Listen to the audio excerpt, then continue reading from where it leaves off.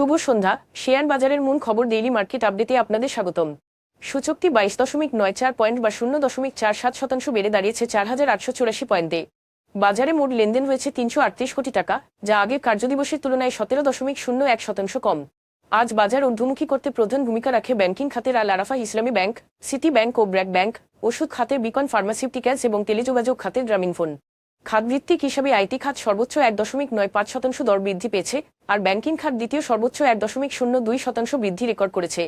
বিপরীতে খাদ্য ও আনুষঙ্গিক খাত সর্বোচ্চ 0.29% দর পতনের মুখে পড়েছে। আজ শীর্ষ 20 দরবৃদ্ধিকারী প্রতিষ্ঠানের মধ্যে ছিল 4টি টেক্সটাইল কোম্পানি ও 3টি mutual fund. Al Arafah Islami bank, Rahima food corporation ও ম্যাক্সন স্পিনিং মিলস সর্বোচ্চ দরবৃদ্ধি অর্জন করেছে। অন্যদিকে Fareast finance and investment, FS finance and investment এবং peoples leasing and financial services ছিল শীর্ষ দরপতনকারী শেয়ার। এসব শেয়ারের ক্ষেত্রে কোনো মূল্য সংবেদনশীল তথ্য প্রকাশ করা হয়নি। গত 3 মাসের গড় লেনদেনের তুলনায় mercantile insurance company, Uttara finance and investments এবং আইসিবি এমপ্লয়িজ প্রভিডেন্ট মিউচুয়াল ফান্ডের লেনদেনের পরিমাণ আজ উল্লেখযোগ্যভাবে বেড়েছে। তবে এই শেয়ারগুলোর লেনদেন বৃদ্ধির পেছনে স্বাভাবিক কোনো কারণ প্রকাশ করা হয়নি।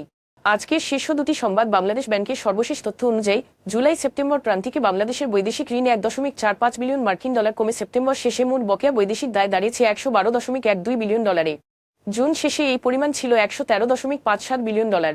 সরকারি ও বেসরকারি উভয় খাতেই নতুন ঋণ গ্রহণ কমে যাওয়া, বিদ্যমান ঋণের কিস্তি ও সুদ পরিশোধ বেড়ে যাওয়া এবং ক্রেতা ঋণ বা আর্স ক্রেডিট উল্লেখযোগ্যভাবে হ্রাস পাওয়ায় এই পতন ঘটেছে। এসব কারণে প্রান্তিকটিতে বৈদেশিক ঋণের চাপ কিছুটা কমেছে, যা দেশের বৈদেশিক অর্থায়নে বাড়তি সন্দেহ ও ভারসাম্যের একটি আশাব্যঞ্জক ইঙ্গিত দিচ্ছে। বছর শেষের হিসাব সমন্বয়ে ও আসন্ন জাতীয় নির্বাচনের আগে ব্যাংকগুলো সরকারি সিকিউরিটিজে অতিরিক্ত তারল্য বিনিয়োগে সতর্ক অবস্থান নেওয়ায় মঙ্গলবার দীর্ঘমেয়াদী সরকারি বন্ডের সুদহার আবারও বেড়েছে। নিলাম ফলাফলে দেখা গেছে 15 বছর মেয়াদী বাংলাদেশ সরকার ট্রেজারি বন্ডের কাট অফ ইল্ড 10.74% থেকে বেড়ে 10.89% দাঁড়িয়েছে।